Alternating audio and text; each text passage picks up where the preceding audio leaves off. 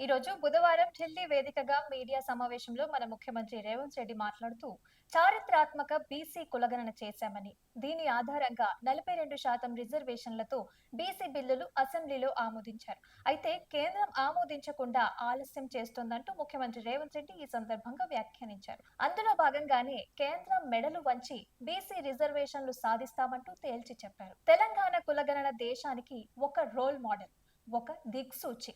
రిజర్వేషన్లపై బీజేపీది వితండవాదం.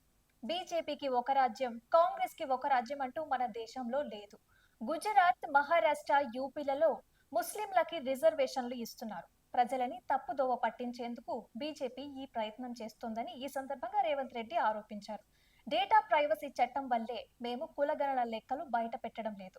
తెలంగాణలో 3.9% మందికి తమకి కులం లేదని డిక్లేర్ చేశారు.